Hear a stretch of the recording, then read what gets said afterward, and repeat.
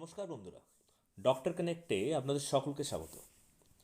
আজকে স্ত্রী ও প্রসূতি বিভাগের দুইজন ডাক্তারবাবুর খোঁজে বেরিয়ে পড়েছি বাঁকুড়ার কেন্দুয়াডিতে উপস্থিত মহামায়া হসপিটালের ঠিক পাশে মেডিট ট্রাস্ট মেডিকেয়ার ডায়াগনস্টিক অ্যান্ড পলিক্লিনিকের দিকে।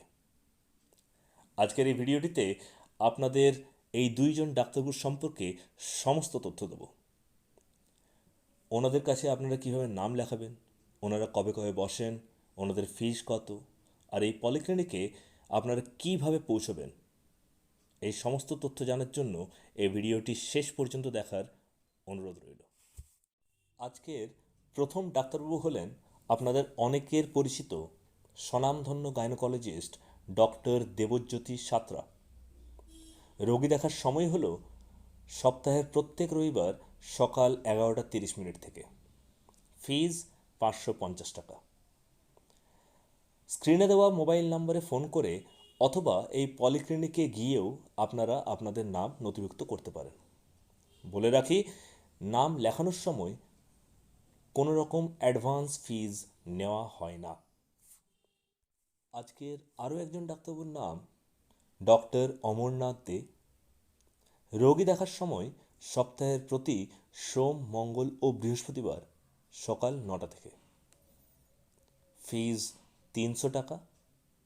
স্ক্রিনে দেওয়া মোবাইল নম্বরে যোগাযোগ করে অথবা পলিক্লিনিকে গিয়ে আপনারা নিজস্ব নাম নথিভুক্ত করতে পারেন। নাম নথিভুক্ত করার সময় কোনো রকম অ্যাডভান্স ফিজ নেওয়া হয় না।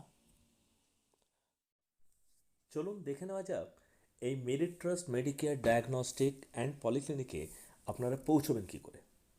যদিও এর লোকেশন লিঙ্ক আমি ডেসক্রিপশন বক্সে দিয়ে রাখলাম, তাও বলে রাখি এই পলিক্লিনিকে আপনারা দুদিক দিয়েই পৌঁছতে পারেন। প্রথম কার্জুইডাঙ্গা মোড় থেকে এবং দ্বিতীয়ত ভৈরবস্থান মোড় থেকে।